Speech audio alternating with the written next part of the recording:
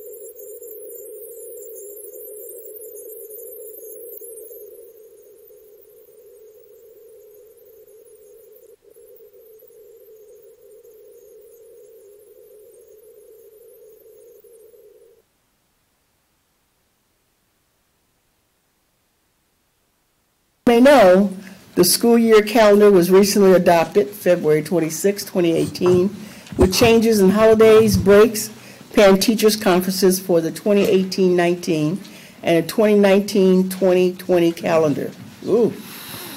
These dates set up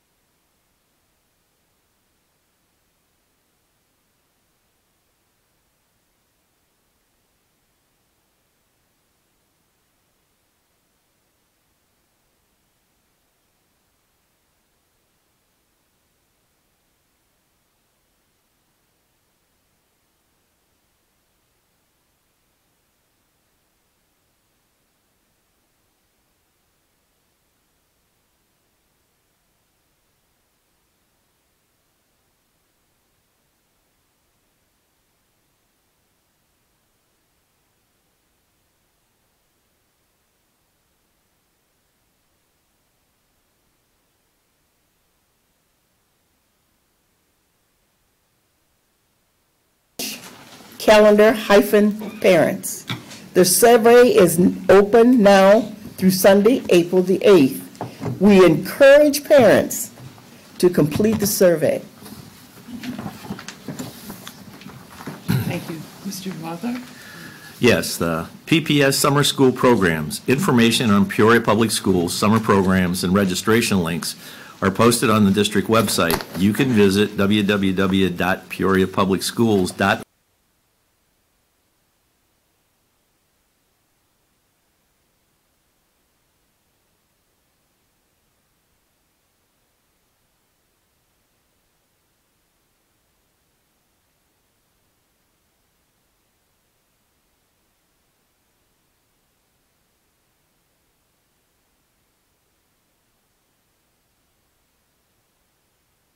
Lego Robotics at Glen Oak, grade 6.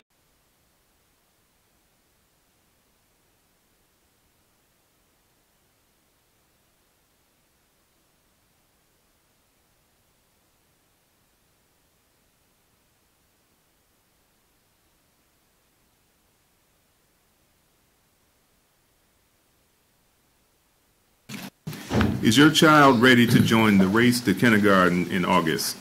Join us at the Peoria Zoo for the 2018 Kindergarten Roundup. Enjoy the Peoria Zoo from 9 a.m. to 2 p.m. Saturday, April 21st. Then visit your child's school spotlight event last week in April. You and your child can meet with your principal and teacher and take a tour of the school. Keep up with all the news for kindergarten at www.peoriaschools.org, our social media channels, and our display in the center court at the Northwoods Mall. And then Healthy Minds, Healthy Neighborhoods workshop for parents. HOI United Way, Child Care Connection, and Leaders Change Illinois are hosting Healthy Minds, Healthy Neighborhoods, April 11th and April 25th at Pleasant Hill School, 3717 West Malone in Peoria. These are free neighborhood parent events and include child care and dinner. The focus for the workshops is helping children build decision-making skills. For information, call 637-6829 or email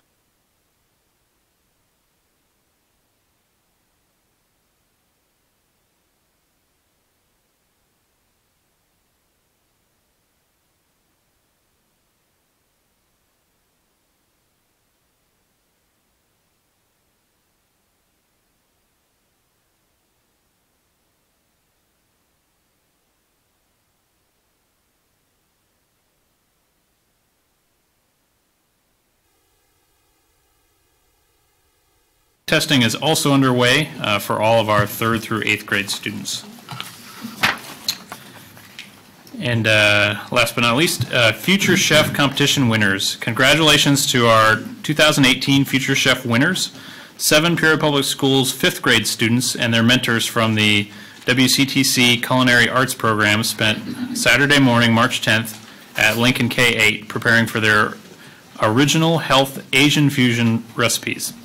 The first place winner was Noelle Sroff of Mark Bills Middle School for Asian Fusion Guacamole. Second place was Ariel Hightower of Harrison Community Learning Center for Asian Chili. And third place was Lydia Lynn, Calvin Coolidge Middle School for Juan Guac.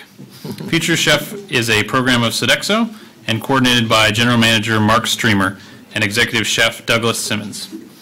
While they are listed on the agenda for tonight's meeting, we will recognize the 3 winners at our next meeting instead when they can all be present. Thank you. Any other announcements? Tonight's Community Contribution Award recognizes the Midwest Food Bank. Just a couple of weeks ago, on Saturday morning, the food bank pulled several volunteer groups together to package and provide meals to our students and families. The packaging events took place at Lincoln K-8 on Saturday, March 3rd. The tender morsels meal packets packaged that day will feed thousands of students and families in need in our district, with distribution through the weekend, snack packs, school pantries, and supporting organizations. Representing Midwest Food Bank tonight is Carol.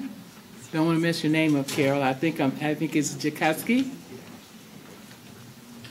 Would you come forward, please? Yep.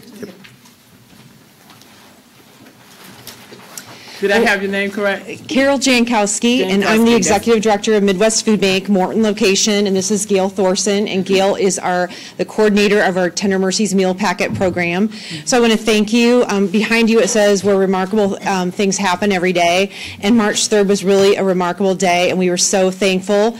We were able to partner with Resonate Church here in Peoria. Principal Bloomer at Lincoln Middle School is an amazing man to work with, and the elite program, the elite staff, the elite students. Certainly without their youth and energy, they helped us set up and get ready on Friday night, and then were a huge part of the event on Saturday. So Midwest Food Bank has 7 U.S. locations. Our 3 Illinois locations are Peoria, Morton, and Bloomington Normal.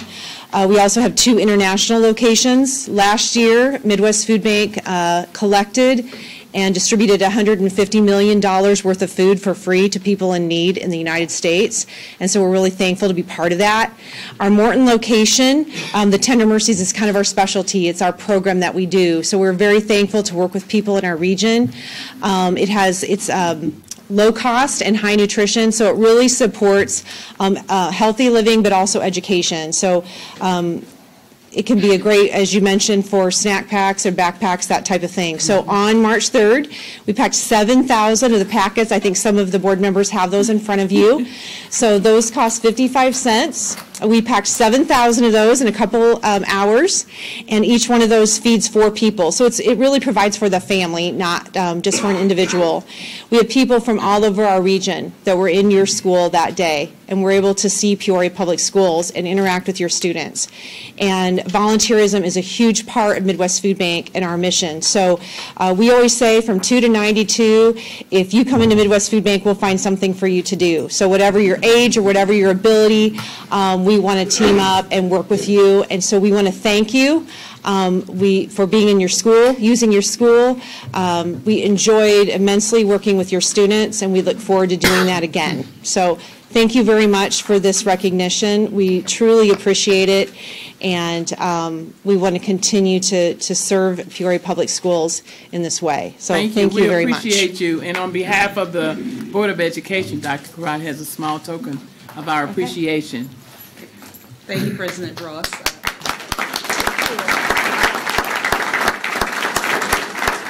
We have a cute token of appreciation for you. Again, congratulations on being selected as Peoria Public Schools Community Partner.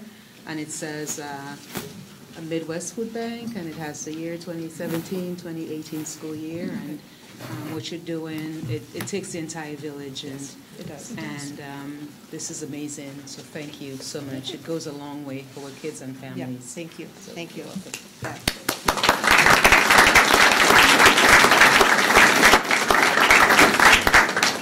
Thank you so much. Thank you.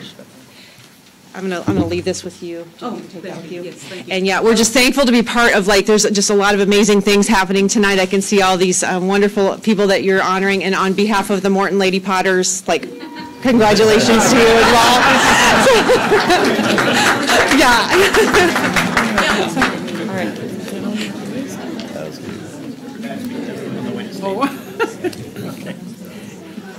Thank you. And now it's time to recognize why we all are in this business. And these are for our students. We want to showcase our students. And Mary's going to help us do that. Ms. Sherman, sorry.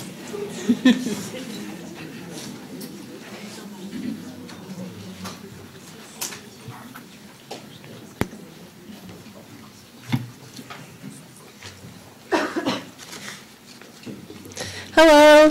So tonight we are excited to showcase students from across our district that are doing remarkable things.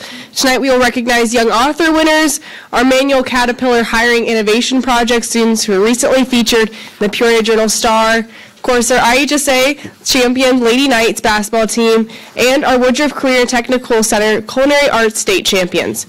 But first we're going to focus on our young authors winners, so I'd like to invite Mrs. Marcy Steele to the podium to introduce those winners.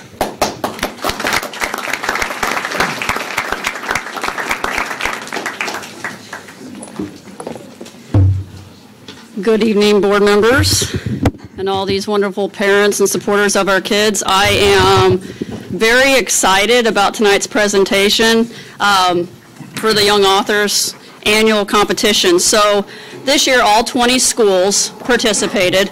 Of those 20 schools, we had over 2,000 manuscripts that were submitted this year. So that's an accomplishment in itself for our district. And when I say manuscripts, the ones that at least that were submitted to the district office, there was about 130 total submitted to the district office. I was blown away this year. I mean, I've been blown away the past 2 or 3 years already anyway, don't get me wrong, but this year, the things that I was reading, some of them, I was unable to put them down, even more so than the books I go buy from the store. So that's not an exaggeration in any way, shape, or form. That is a legitimate statement. And some of these kids who you could tell when we were reading their manuscripts that they were really, really, really onto something, and they probably ran out of time and had to submit it. Okay? So those folks that are in the room right now, please do not think that what you submitted is done. I really encourage some of you to pull it back out and continue where you're left off, because I'm telling you what, some of these can completely be published and would be better than half the stuff I've read in my almost 40 years, okay? All right.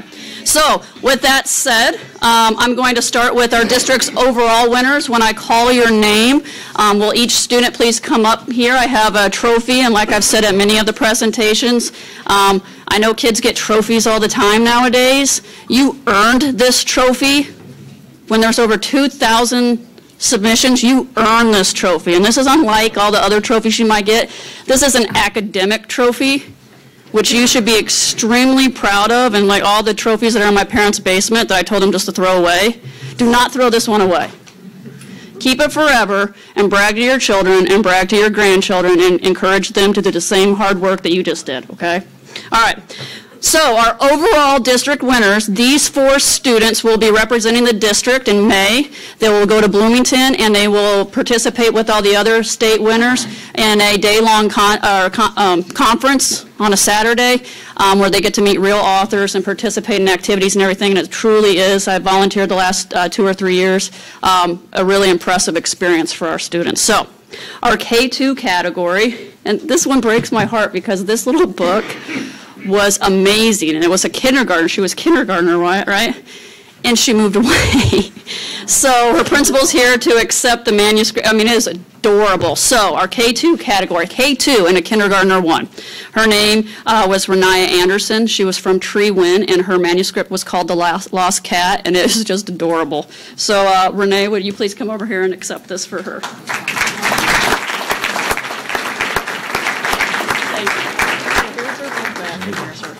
So she's going to mail it to her, but it was adorable. So our 3rd and 4th grade winner, called Island Monsters from Whittier, is Milana Ankrum.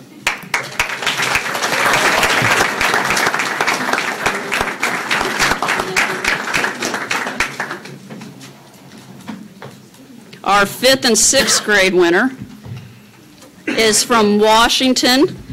And the manuscript title is A Little Too Judgy. I mean, this is a 5th grade book, but I'm telling you, the plot development in here, the dialogue, it's very impressive. So, Haruni Boparachi.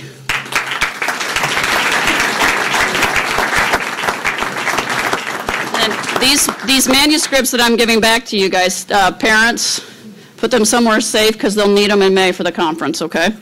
All right, and then this one, wow.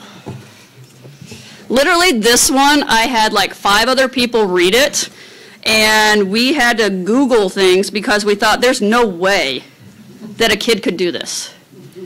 It's absolutely blew my mind. I made a special trip to the school to meet the young lady because I've never read anything like this, and I was a high school English language arts teacher. So that was my job to read this stuff. This is talent right here. So this young lady, when I say, please don't stop this manuscript, continue it, do, and then find somebody to advocate for you and send this off to publishers, okay? So, 7th and 8th grade winner from Sterling Middle School. The title is Localization, Janessa Griffin. Please come on up here.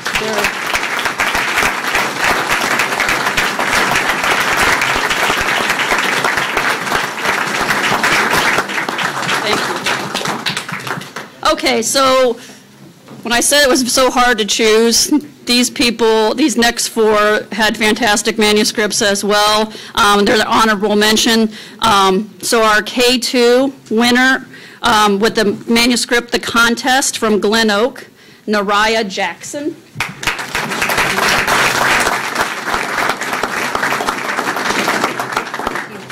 And our 3-4 category with the manuscript title Lost in Space from Keller, and hopefully I say this right, Paxton Rakaukas. Close it?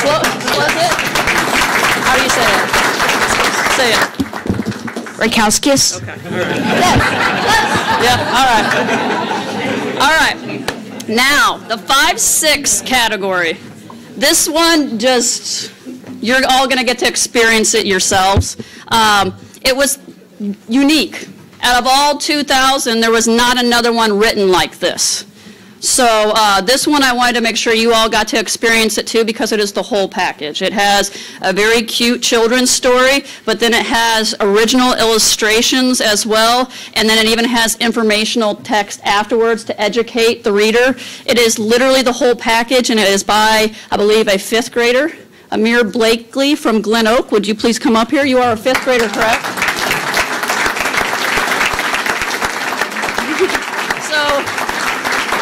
He's going to stay up here with us for a little bit, and is this coming through pretty well? Yeah. Yes.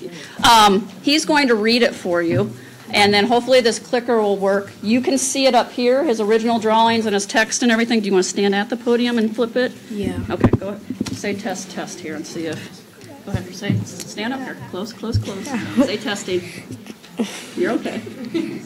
I don't want to say it. Okay, all right, ready? Well, then you can go ahead. So this is Amir, and this is his book, Suchomimus. Did I say it correct? Yeah. Okay, all right, go ahead. Okay. Suchomimus by Amir Blakely. Me.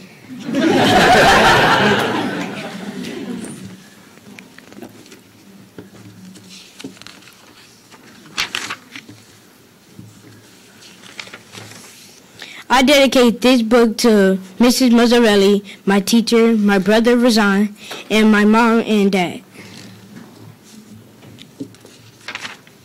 This is a book written about one of my favorite dinosaurs, known as the Suchomimus. I have created brilliant illustrations to go along with my story. The story is fiction. However, I have added facts about this dinosaur to help the reader enjoy my book.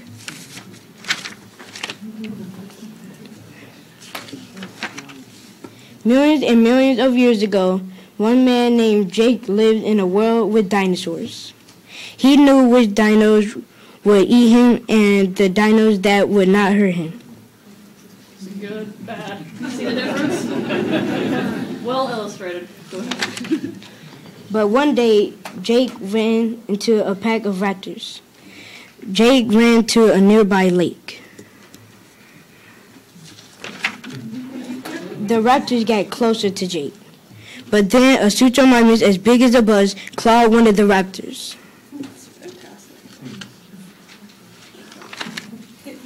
Then the rest of the raptors ran away. Jake was quiet as a mouse when he tried to tame the beast. The Suchomimus let Jake tame him. The dino is now Jake's pet. Jake named it Sucho. Sucho the Suchomimus. For years, Jake and Sucho hunted and shared the meat they had. I love how you put a collar on him after he's Your details are perfect. Go ahead. Until the most famous of all dinosaurs showed up. It was T-Rex. He came as powerful as a lion. The T-Rex took a big bite out of Sucho. Sucho clawed the T-Rex. Jake tried to help, so he punched the T-Rex in the leg. The T-Rex fell and Sucho and Jake ate.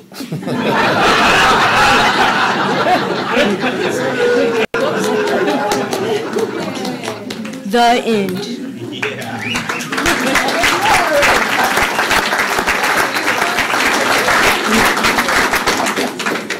Facts about Suchomimus. Suchomimus is pronounced Suchomimus. And that page helped me a great deal. Suchomimus means crocodile mimic. It was named Suchomimus because of its crocodile-like snout. The Suchomimus had a length of 36 feet. It lived between 112 to 125 million years ago. It probably lived with other predators like the T-Rex and Velociraptor. Suchomimus probably ate fish and meat. It was found in North Africa. Suchomimus was related to Spinosaurus and Baryonyx. Man did not live with dinosaurs, and nobody knows their true colors. So scientists must be creative and apply what they know about other animals. The end.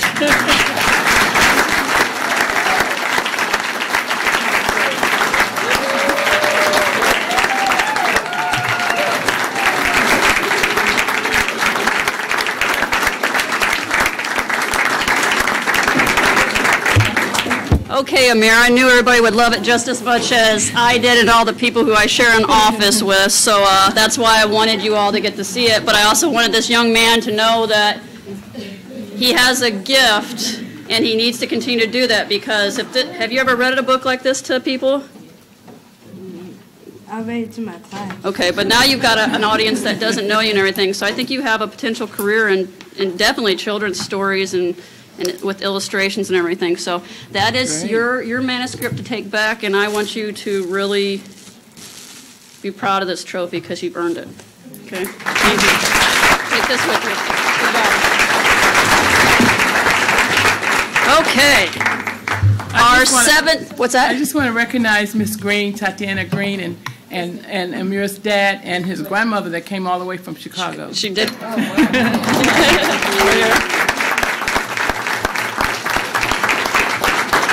Our 7th and 8th grade category, honorable mention from Rolling Acres with the manuscript New Dawn is Anna Larson.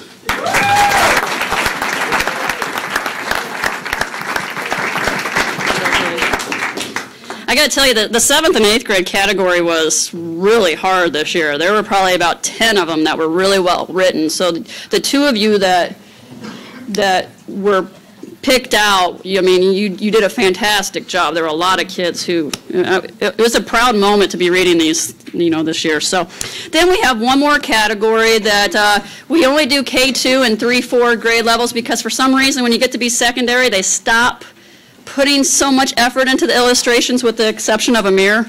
But his whole book was so good that he, got the recognition that he deserved. But the primary students, not only do they tell a story, but they tell a story with their illustrations. And so we have the category most meaningfully illustrated. So the kids whose illustrations really help to impact the story for the reader. So for K2, with the manuscript Zuzu and Friends from Northmore, Olivia Johnson.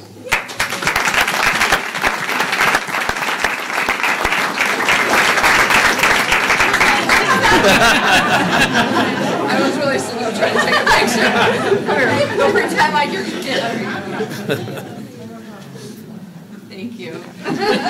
And then our 3-4 category with the manuscript Planet Wigglespurt from Charter Oak, Elena Pratt.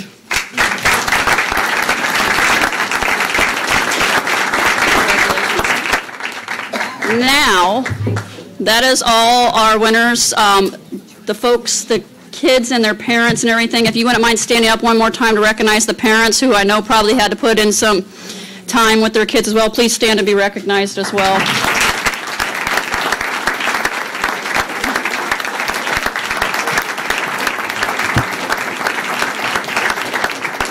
Because believe me, I know how much time I have to spend every night on schoolwork and homework, so my applause for you too. All the students who I just named, if you wouldn't mind coming with me really quickly, we're going to go out that brown door right there and get a group photo. But if you wouldn't mind, one more round of applause for all these.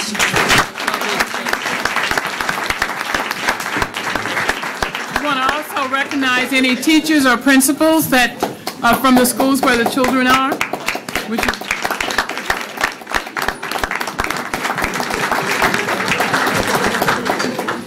Okay, we'll give these guys a second to get out, but just to get ahead, next we are excited to introduce to you 7 manual students who have traded in their classroom experience for on-the-job training that also earns them a paycheck.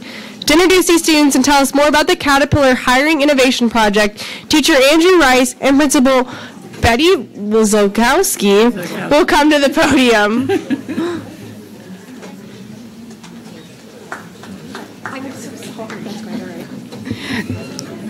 Good evening. So tonight I'm going to introduce to you actually Mr. Rice, who heads the program for us. The Caterpillar Hiring and Innovation Program was brought to us just before in December. And so we put it together with the help, actually Caterpillar brought it to us, and had an opportunity for our kids that was very exciting and actually beyond words. And so Mr. Rice is going to tell you all about it.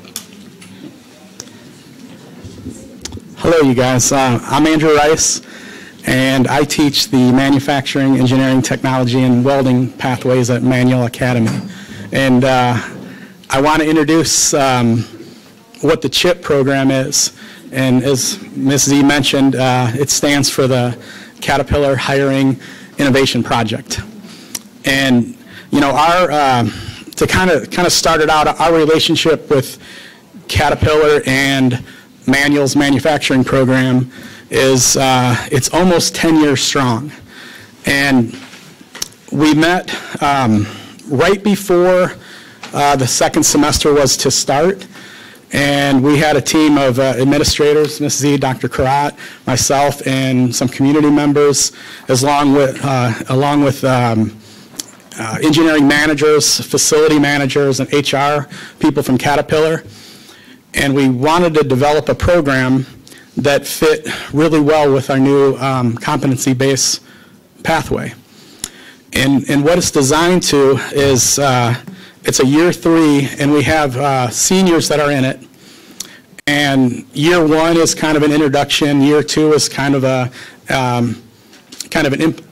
implementation of learning the tools, learning the processes. And then this phase 3 was actually going out into the real-world application and working with real tools, real engineers, real manufacturing, opportunities. And when we met, originally they wanted 4 to 5 students, and I kind of knew this was in the mix. So before break, I talked to the 7 students. And I asked them, I said, would you guys be, interested in this? And without hesitation, every one of them was like, well yes. It's just an awesome opportunity for them. And then we met over break, and, we were going to pick 5, and I kind of pushed this like, well, I have these 7, and the facility manager, he said, well, we're going to make it work. And originally it was just going to be assemblers and welders, and then they factored in a couple other positions, but I had 8 seniors, and 3 of them were able to make it tonight. But we have 4 in welding: Deontay Brown, twins Quan and Tay McElroy, and Cole Mishaw. And then we have Denise Rivera. She works in assembly. Armand Smith and Anthony Thornton. And they all work in assembly. Denise here is, she's located in SS facility in East Peoria, and these 2 are in NN in assembly. And then the other 4 are in LL in welding. And, some of the things that, and I really want them to talk here in a second, but, some of the things that they have learned is just, real world things, how to deal with people, how to deal with problems, how to troubleshoot problems, move forward, find the root cause of problems, and just learn just really, life skills and essential skills that are going to make them successful, years on. And they have done this. And, something that I do is I check on them a couple times a week. They have to report to me every single day for attendance. And then I talk to their supervisors and, their mentors. And I knew they all would do well. And I even told some of these guys, they've surpassed even what I thought they could do. And these are positions that are designed for college graduates, adults that apply, in assembly and welding and everything else. And they've kind of been mentored in, and the training that they've received is the exact training that people receive coming off the street as actually a real employee. So they didn't sugarcoat anything. And they've all been tremendously successful. And, I hope they can, continue on with, full-time employment, possibly. But if you guys would, maybe introduce yourself and talk a little bit about, what have you learned, through the whole process? How have you grown? Before I let them talk, I got to tell you one quick story about one of our welders. He was dealing with just some anxiety issues. And I worked along with his English teacher before they, in fourth hour before they took off for Caterpillar. And I had him come down with me, and I worked with him one-on-one. I just said, hey, well, what is going on? And he said, I just don't feel like I'm keeping up. And I said, well, you know what, gear up, let me see what you can do, and we'll figure this out. We're problem solvers. We're gonna get you through this. And he geared up, and he started welding at the school, and I was in amazement how talented he really was and how much he's really grown. And this is, in 6-7 weeks' time. And I looked at him and I said, do you realize how much you have improved? And I think that's that piece that when you get in that real world and are dealing with, that whole real life, processes, you're gonna, you're gonna improve, you're gonna get better. And, after that, I kind of reassured him. It's like, trust me, you have nothing to worry about. And then a week or two went by, and I talked to a supervisor, and he said, well, he's back to normal and doing great. So, it's just maybe I don't know, it's just that's just a little bit of reinsurance, and just it's so awesome just to see the growth from these students. But I want to introduce Denise. You want to go first? Okay. My name is Denise Rivera, and what I've learned in Caterpillar is that I like to do assembly, and it's a really fun program, and it teaches you a lot of stuff. And I learned how to put parts together and building the tractors, and I also met really cool people in there as well. Thank you.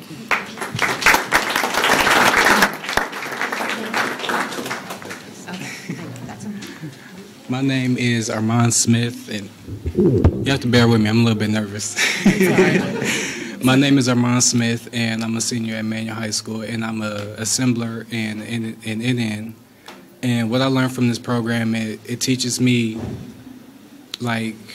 basically teaches me how to, how to work in the real world and what it's going to be like after I graduate. And I plan to go into automotive engineering at ICC. So it's basically teaching me hands-on, training, working with, other people, and teaching me great attitude and patience. Thank you.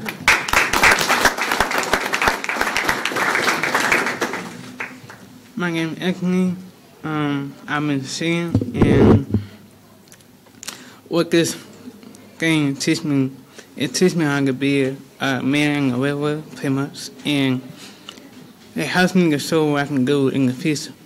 And after this, I'm going to the Air Force and do internet, and then and this is the best job I could take, and I love it. And that's it.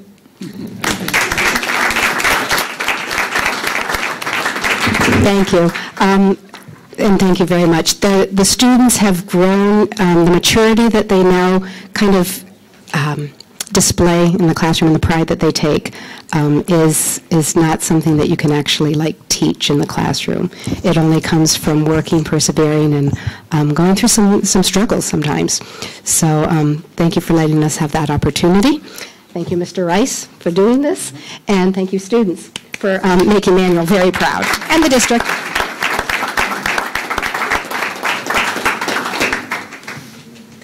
Okay, so now it's on to our Richwoods girls basketball team that recently earned their program's 1,001st win along with their Class 3A state championship at Redbird Arena. Here to introduce the players is head coach Todd Hersey.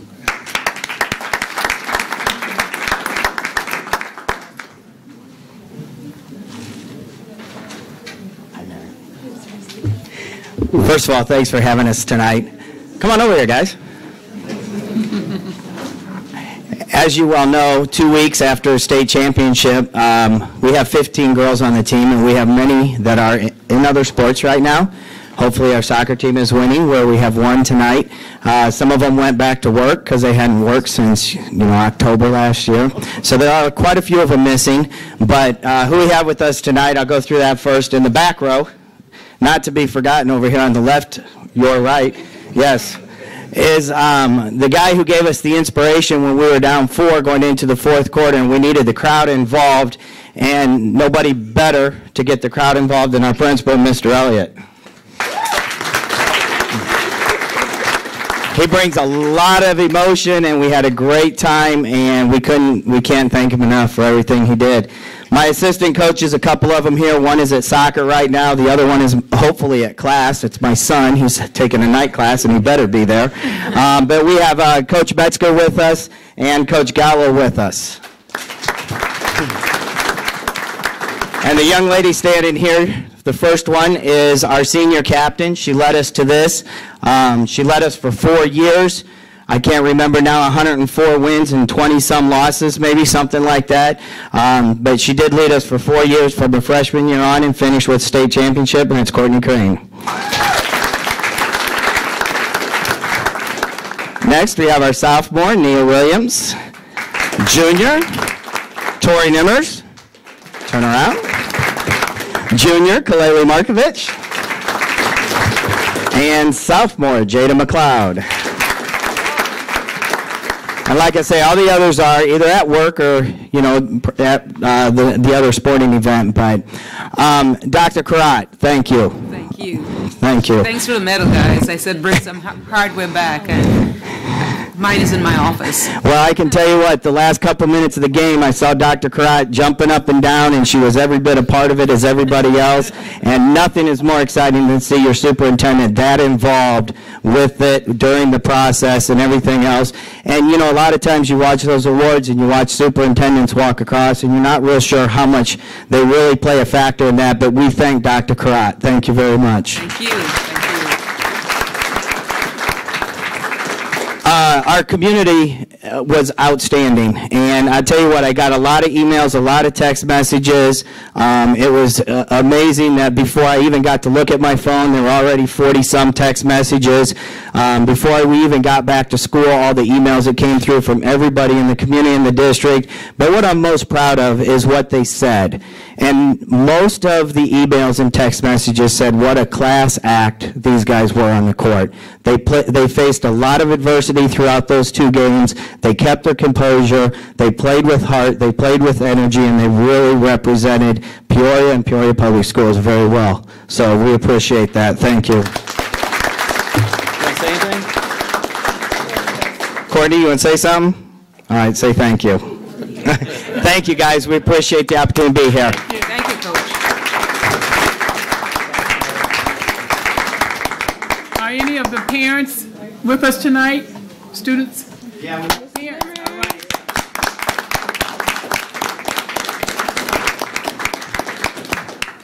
Thank you all.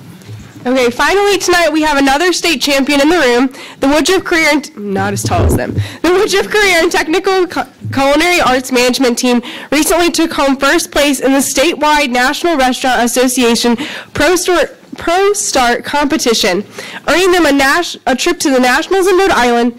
And here to tell us more and recognize the many volunteers and introduce her team would be Chef Yeti, I'm so sorry. Please come to the podium.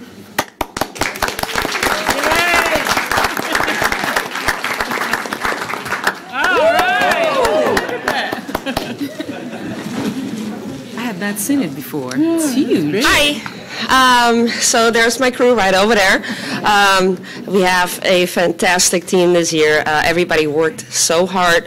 You guys don't realize how much work is actually involved getting these guys ready for a competition like this. Wednesday night practices every Wednesday. We came on Saturdays. Goodness, Rachel, our team manager, she spent so much time on getting all the paperwork done, as well as Brittany, our team manager on the culinary side that couldn't be here, just doing all the costing, all the culinary math. It was quite a bear. So our culinary team earlier today prepared the meal for you guys, and I hope you enjoyed it. Yes. Will you tell everyone what we had? So for the rest of you, we are open every Thursday to the public, so please come in and see us. $5 meal, best meal in town. I definitely want to recognize Chef Kevin. He just joined our faculty this year. He was there every practice right beside the rest of us, and then we made Mr. K stay late every time. We were like, we got to stay here till 7, 8 o'clock at night because we have deadlines to make, and we could, of course, not be in the building without him, so we really appreciate you. Also, he came up to support us, so thank you very much. Mark Streamer from Sodexo. He is one of several mentors that are actually helping us out getting these students prepared, because when you get to a competition like that, it's insane.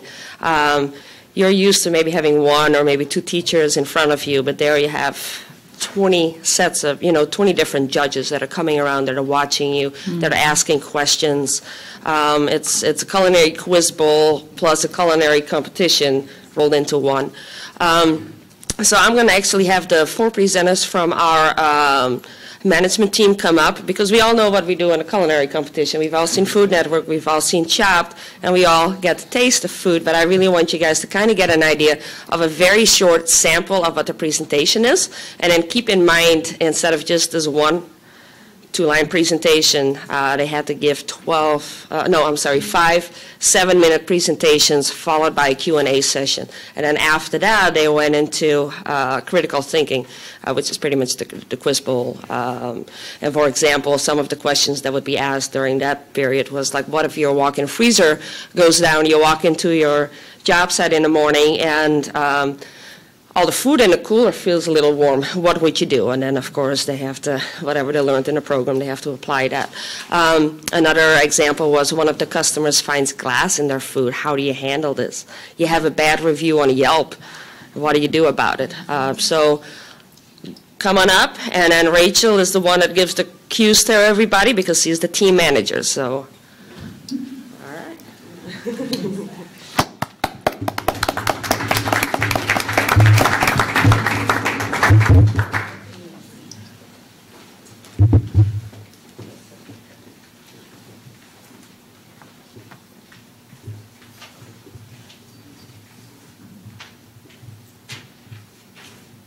My favorite season is spring, because the beginning of the gardening season and the smell of fresh flowers. My favorite season is winter, because I love to go home and warm up to a nice warm bowl of venison stew. My favorite season is summer, because I love the taste of a fresh glass of lemonade. My favorite season is fall, because I love the smell of cinnamon and the taste of apple crisp. Introducing our seasonal restaurant, we are Ever Changing. We are a farm-to-table establishment that not only our menu changes with the seasons, but our decor does too. Hello, I'm Selena. I'm the maitre d' of Ever Changing. Hi, I'm Keyshawn, and I'm the general manager of Ever Changing. Hello, I'm Tamia, and I'm the sales and marketing director of Ever Changing. Hello, I am executive chef Sandos at Ever Changing. As the maitre d' of Ever Changing, I'm responsible for the front of the house staff. I make sure all the waiters and busters are doing their job properly and treat our customers with respect. I want our customers to have a great experience at our finest establishment, sleep with a wonderful feeling, and a new love for seasonal foods. As general manager, I oversee the day-to-day operations in our establishment. I also do all the interviewing, hiring, and scheduling of employees. My main responsibility is to ensure that our restaurant is financially stable and profitable. As the sales and marketing director, I make sure that the residents of Post Starkville knows about our restaurant, because I am the one in charge of getting customers to our doors. As the executive chef of Ever Changing, I oversee the back of the house, making sure the staff know how to prepare all the menu items, are aware of necessary sanitation skills, and I also do all the food purchasing for our establishment.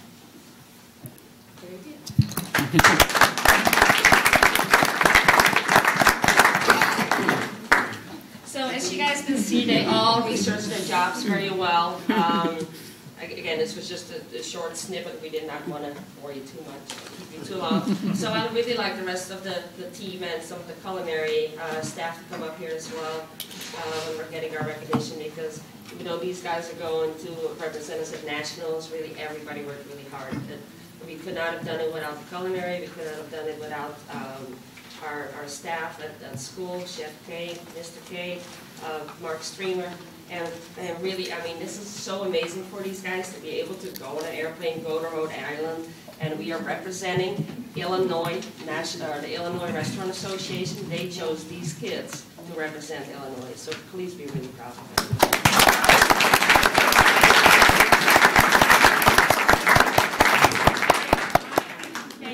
So, Ms. Yeti, when are you leaving for Rhode Island? We're leaving on the 27th or the 29th. We have a couple of other competitions to win first. So we have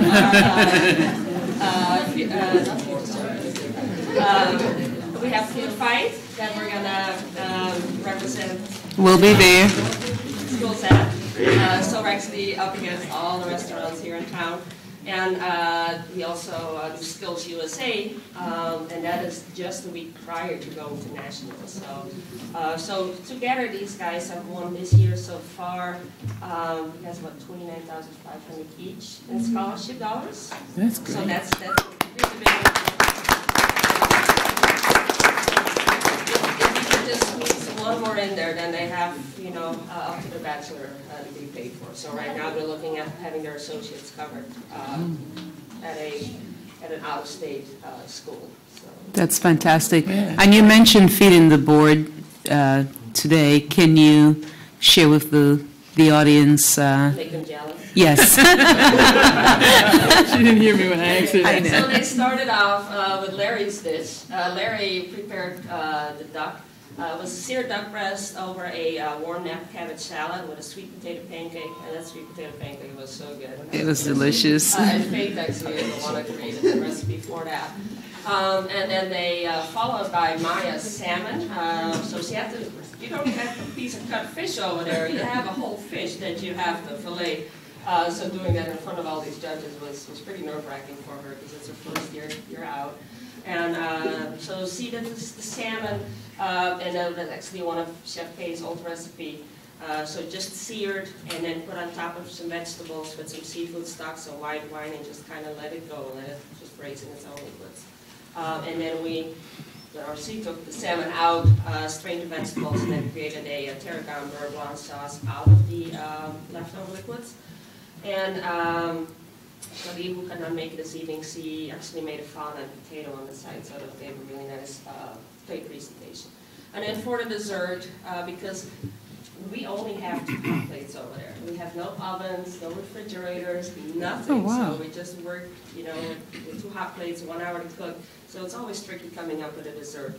And this year they did a chocolate cookie crumble with a mascarpone and a cream mousse, and it was espresso and hazelnut flavor. And then they made candied hazelnuts for like a nice garnish and texture on top. So they did very well. Mm-hmm. Great. I hope you enjoyed it. Yes.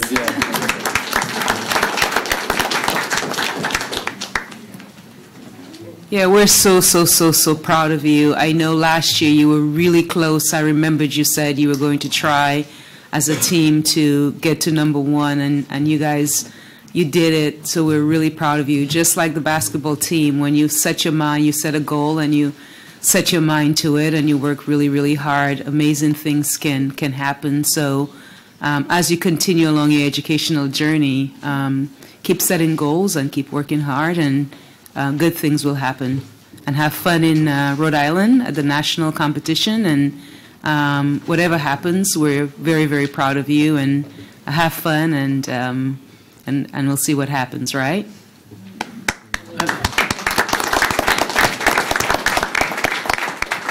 And on behalf of the board, thank you so much for the meal tonight and all that you do. We really enjoyed it. Yeah. I especially enjoyed coming on Thursday. We're proud of you, and Ms. Yeti and the team. You're doing an amazing job, and just being great mentors to the young people, and kind of helping them to find their passion. And this is what my mother did. Actually, she was in culinary and did very well with it. People in the islands would say she had gifted hands, and they loved her food. So yeah, I enjoyed your food also tonight. So thank you. We're proud of you.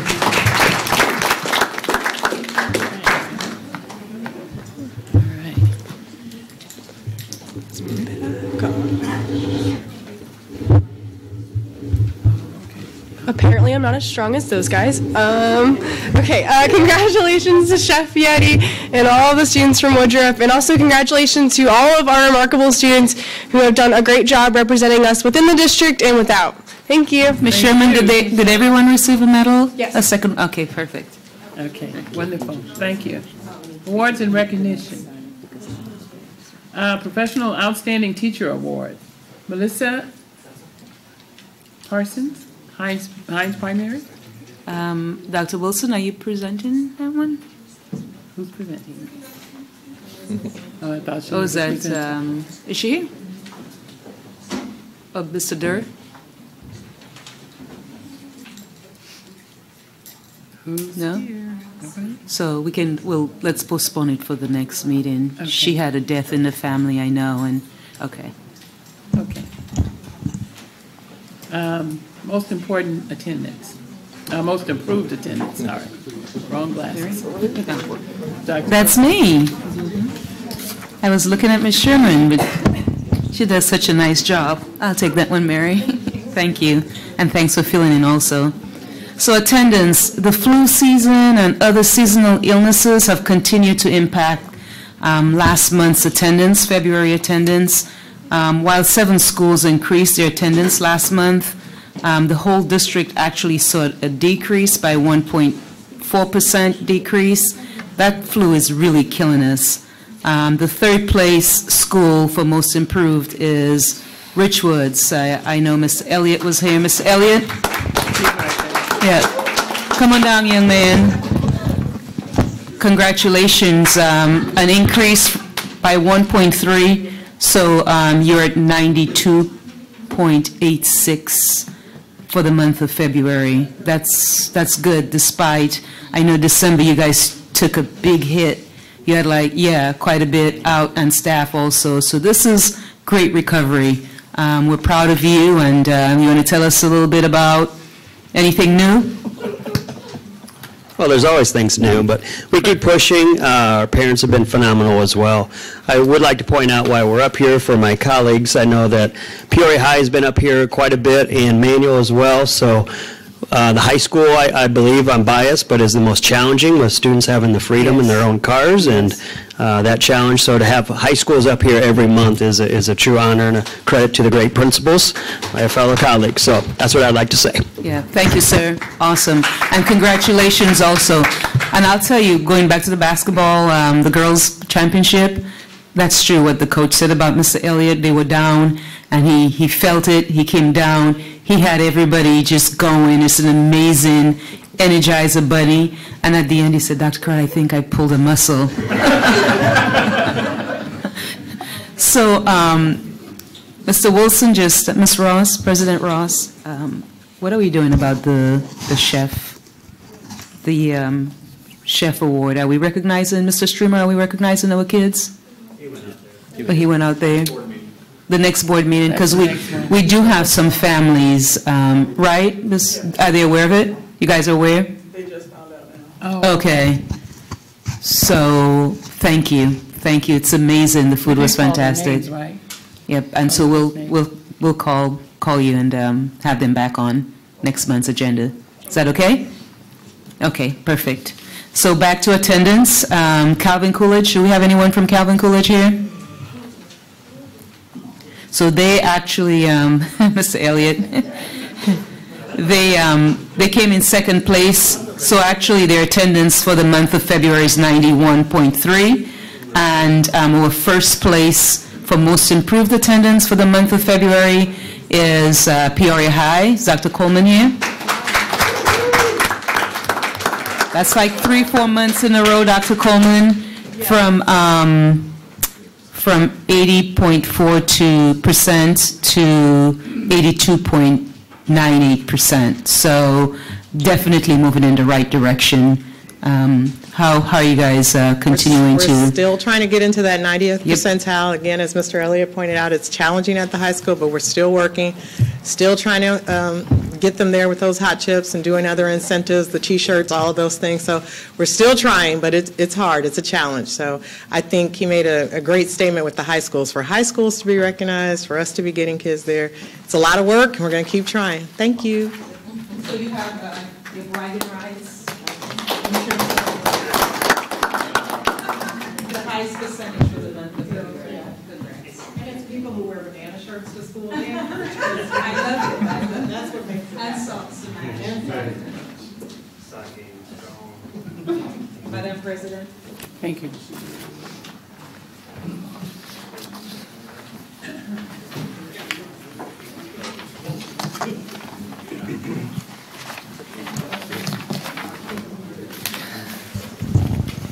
We're now at the place on our agenda that provides an opportunity for the members of the community to address the board with your comments and suggestions. There are some issues we are not at liberty to discuss in public, such as personnel and other executive session topics. However, if you have a specific personal concern that needs to be addressed, we will get a staff person to help you. In addition, board members' phone numbers and emails are listed on our website, psd150.org. When you are recognized, please come to the podium and state your name for our records. Each person will be given 5 minutes to speak. As a reminder, no one under age 18 may address the board unless accompanied by a parent, guardian, or teacher without the consent of the majority of the board. Our first speaker this evening is Ms. Sharon Cruz.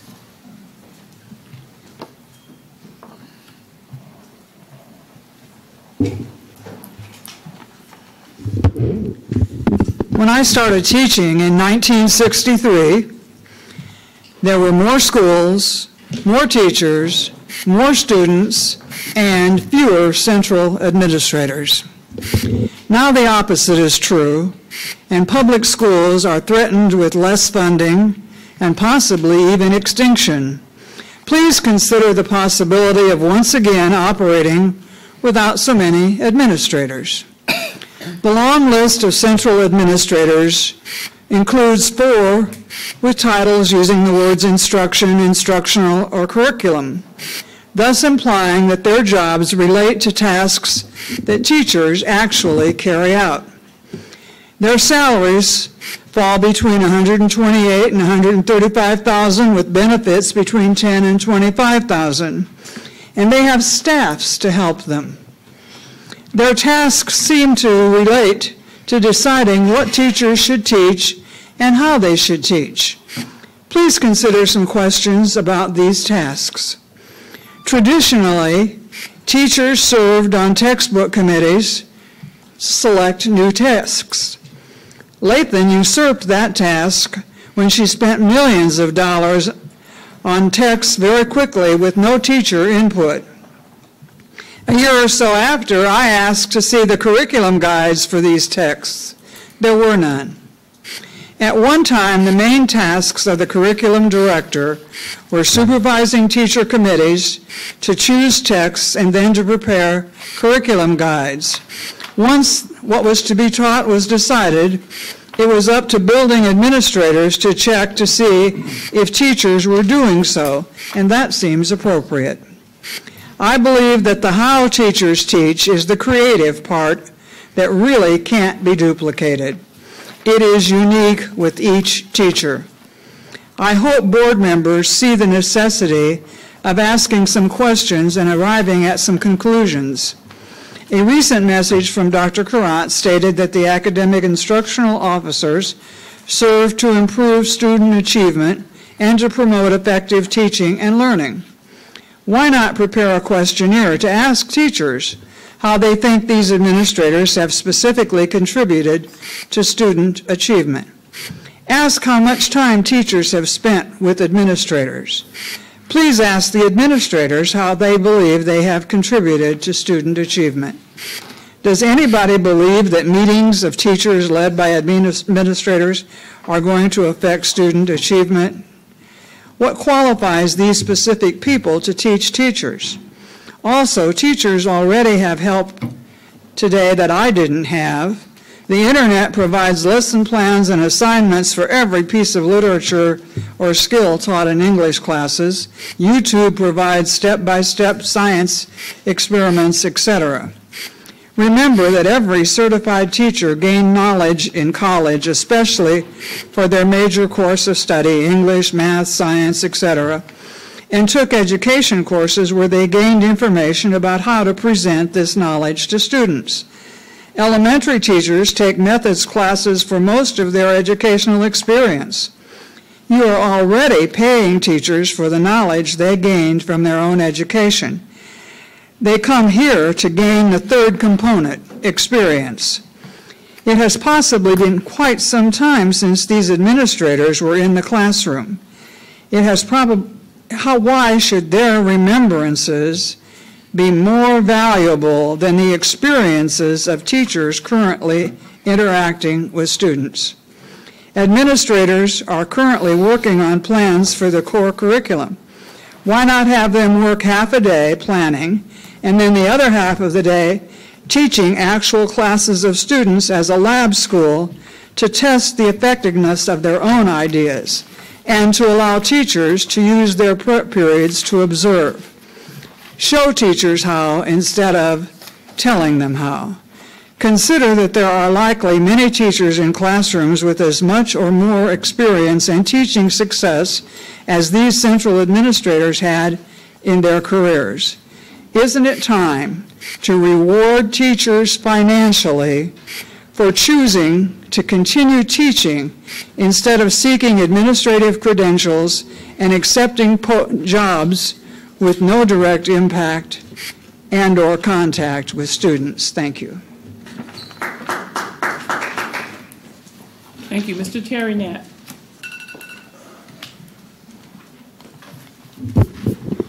Yes, I want to congratulate the board and the administration on the 3 presentations tonight on young authors, the Richwoods girls basketball team state champions, and the culinary arts.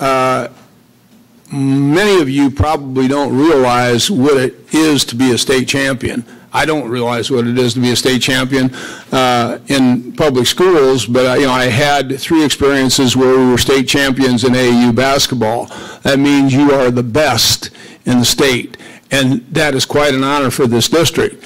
I would like to digress and go back to the days of the Edison schools and Quest School. These schools are run by private organizations, private boards. When at Edison Northmore, their first principal that they selected after the departure of Ginger Abel was a teacher that didn't teach, I don't think, much more than 3 months. And they put the student teacher in her classroom and took her to the office and made her the principal the next year. She, in turn, within a year, she had 2 PE teachers and she had 2 art teachers. She cut 1 art teacher and she cut 1 PE teacher. She expanded the size, the class size in art and PE doubled at Northmore Edison. Northmore Edison, by cutting those 2 teachers, allowed Edison, the corporation in New York, to save $60,000. Not Peoria District 150, but the Edison schools. The principal, in turn, got a $5,000 raise. $5,000 raise for cutting 2 teachers and increasing the class size double. That person is now at Quest. She chose to sue, or the board chose to sue, 5 or 6 teachers and or staff who left at the beginning of the year. This happens every year. This happens in District 150, happens in every school district in the state, where teachers are hired, and if they get a better offer prior to the start of the school year, they move on. I have not known a school district ever to sue teachers and staff and require them to get lawyers to appear in court. This is going to happen. There's going to be a court situation.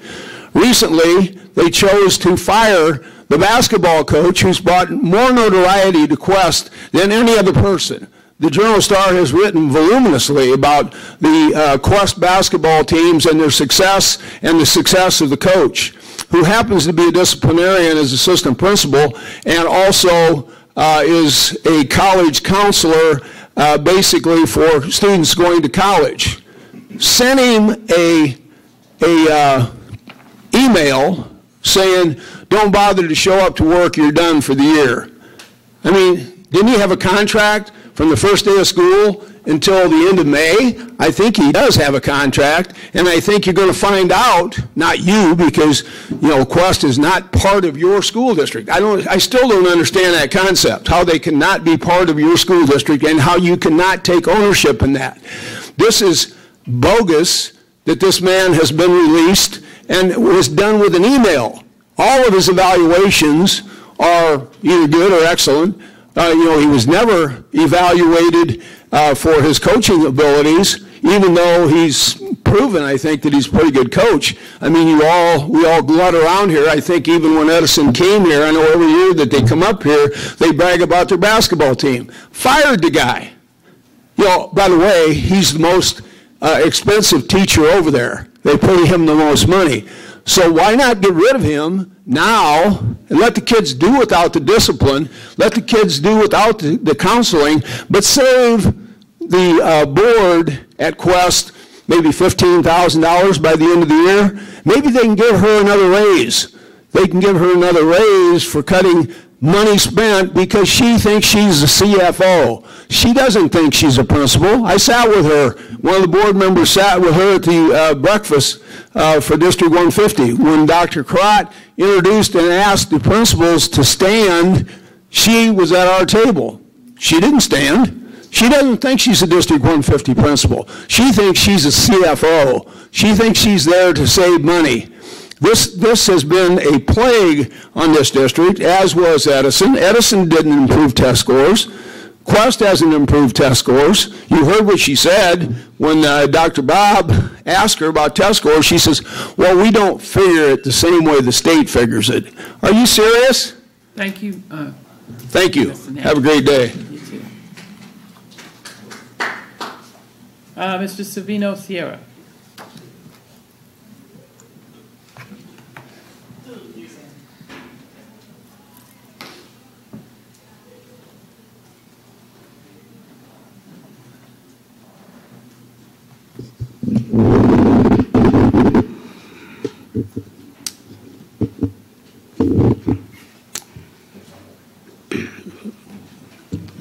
Savino Sierra in the First Ward.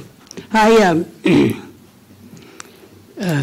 enjoyed the presentations they had with the children, but when I get those reports of what some of these people and the higher ups let this happen in District 150, that's no good. We're never going to get ahead. We got our teachers. They went to school to learn to be teachers. They don't have to wait till some of the people go on a trip and come back and try to get a new system going. They learned how to teach, and everyone has their own system, their own style of teaching that they can get across to their pupils because they get close to them. And that I know I've had my teachers. That's how they did with me. They weren't going here and going there for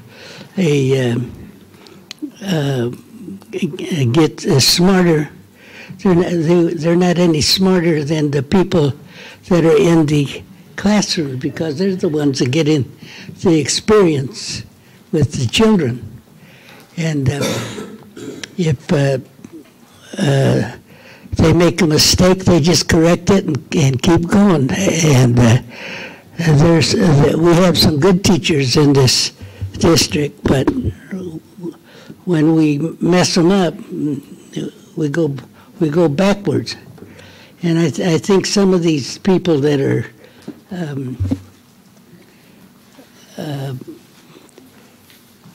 working in the office, they should go back to teaching if they got their degrees in teaching. So we won't be short of teachers, or at least we'll be a lot better off, And I just, how'd I say, it just discouraged me to come here and listen to some of these things that go on, you know, and how we lose money. You know, we don't gain money. Sometimes we don't even gain results. And so I'm telling you, we're going to have to find different ways to run District 150. We're going to have to,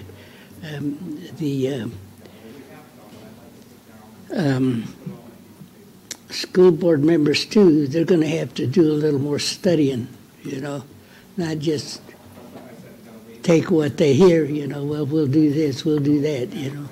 They're going to have to study more and put their common sense to work with it. And we'll go more places. And I've been what you call it, concerned with the schools, the students, the teachers for a long time. And I was raised in the Catholic system, but there, you know, there too, they done a real good job, you know. They prepared a lot of the people for college. If I hadn't had to quit school to go to work, I'd probably go to college now. My daughter that's low income and that, she's got two more of her sons going to U of I, you know. They're going to make something of themselves, you know. But we got to keep on them, you know, and you got to find out what the secrets are and do something like that, you know, not just put them out there and like we do lots of times. So I'm hoping this coming years will be a lot better. Thank you. Yeah, thank you. Is there any response to audience presentation?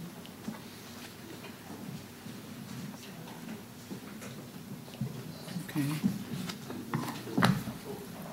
May I have a motion for an approval of February 26, 2018 minutes? So moved. Second. Call the roll, please. Mr. Wilson? Aye. Mrs. Jackson? Aye. Mr. Shaw? Aye. Mr. Adler? Aye. Mr. Walter? Aye. Mrs. Ross? Aye. 6 ayes, motion carried.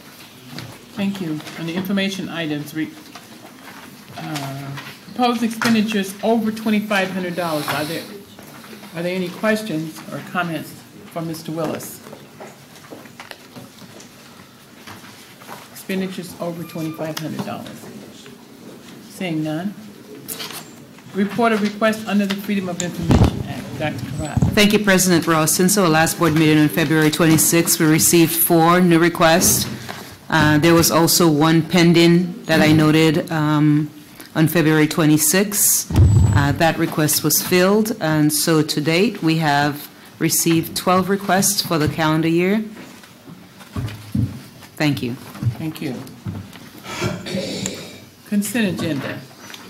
There are 15 items on the consent agenda this evening.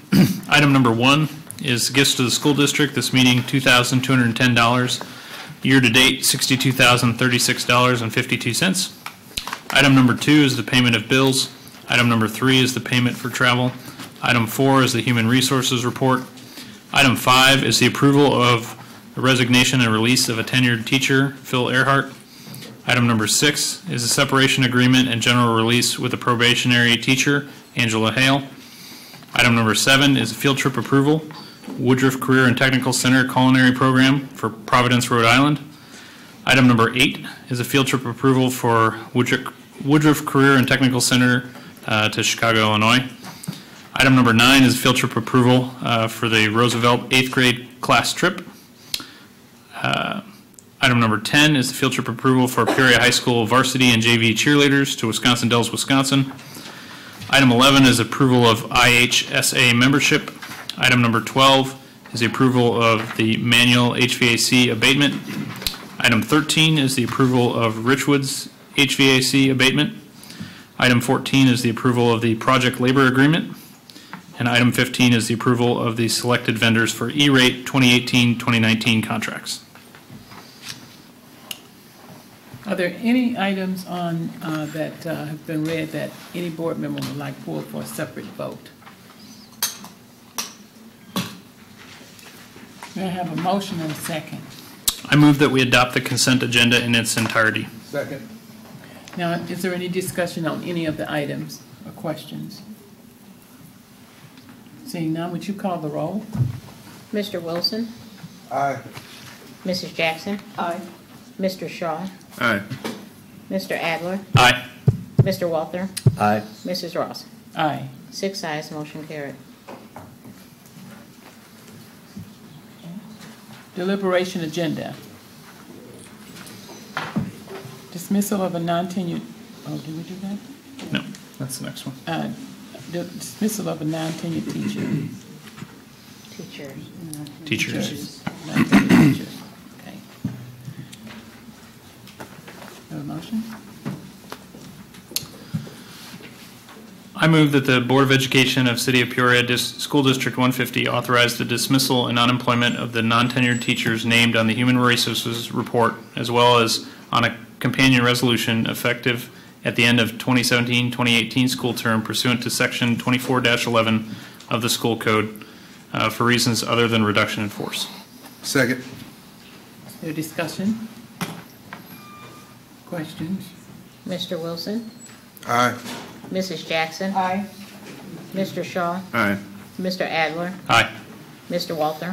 Aye. Mrs. Ross? Aye. 6 ayes, motion carried. Suspension review. Who is? I gotta- Mr. so I Wilson? Okay. I just start reading. Okay. Just start reading. Okay. Yeah, So, suspension review, proposed action that the suspension review listed on the report dated March 19, 2018 be approved as presented. Second. Mr. Wilson? Aye. Mrs. Jackson? Aye. Mr. Shaw? Aye. Mr. Adler? Aye. Mr. Walter? Aye. Mrs. Ross? Aye. 6 ayes, motion carried.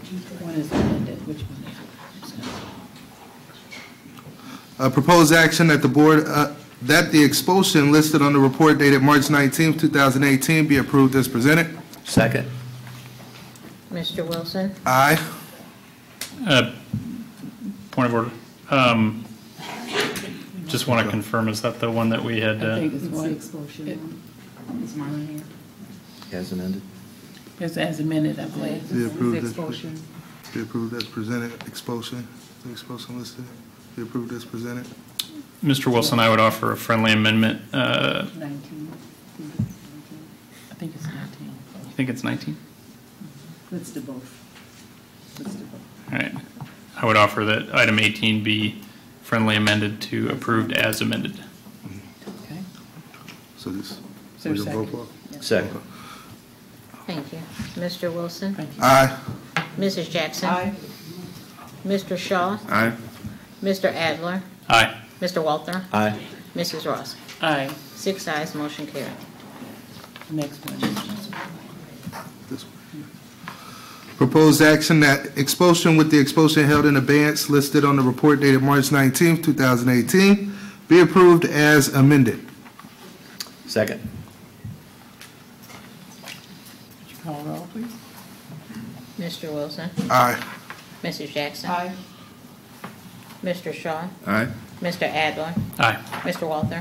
Aye. Mrs. Ross? Aye. 6 ayes, motion carried. Proposed action that the revocation of expulsion held in abeyance listed on the report March 19, 2018 be approved as presented. Second. Mr. Wilson? Aye. Mrs. Jackson? Aye. Mr. Shaw? Aye. Mr. Adler? Aye. Mr. Walter? Aye. Mrs. Ross? Aye. 6 ayes, motion carried.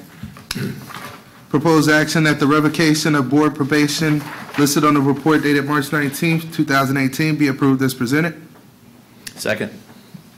Mr. Wilson? Aye. Mrs. Jackson? Aye. Mr. Shaw? Aye. Mr. Adler? Aye. Mr. Walter? Aye. Mrs. Ross? Aye. 6 ayes, motion carried. Thank you. Presentations and suggestions by board members. Mr. Walter. Just a couple of suggestions. The last board meeting, I was very concerned about what happened with the school safety issue because of what happened in Florida. And since that time, with the help of Dr. Karat and the building and grounds folks, we've been doing a review of safety issues at the school for both doors and entryways, and we're still following to do that. I'll be honest, I was a little disappointed. We had an issue with our SROs dealing with them have the ability to carry their tasers.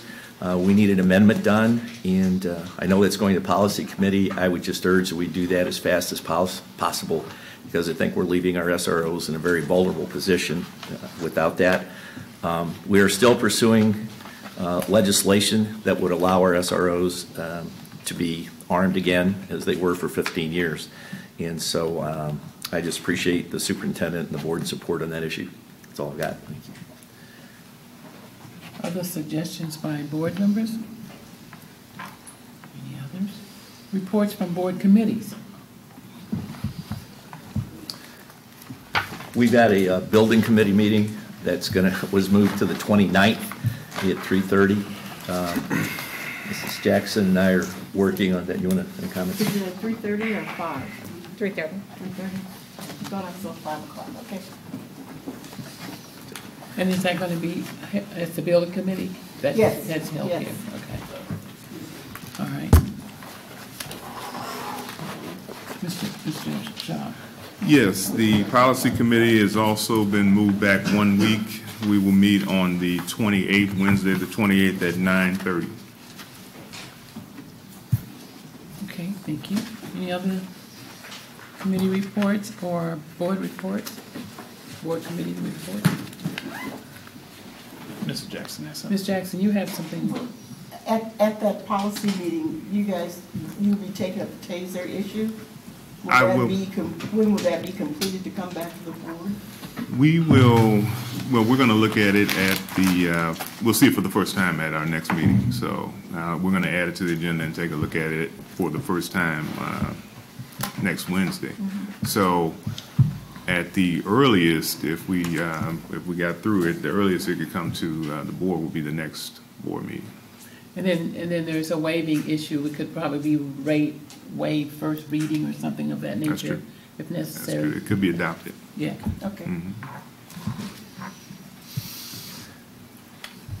It wasn't a building committee. I just want to make a comment.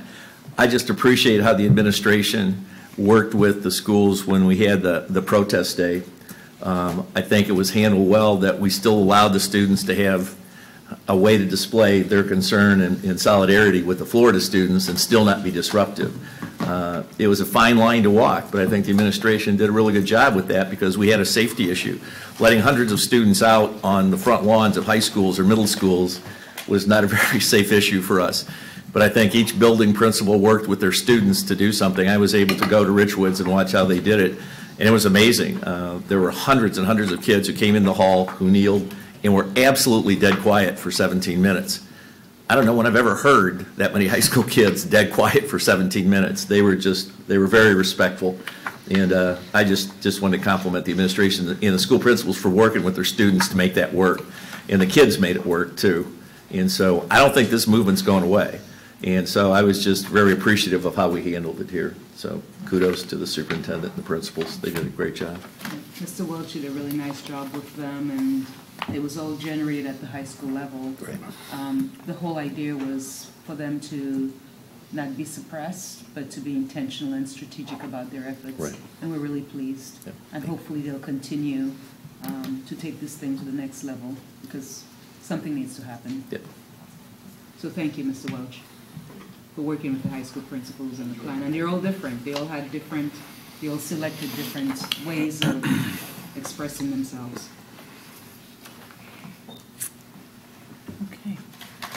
Anything else for the good of the order? I move that we adjourn. Second. All in favor?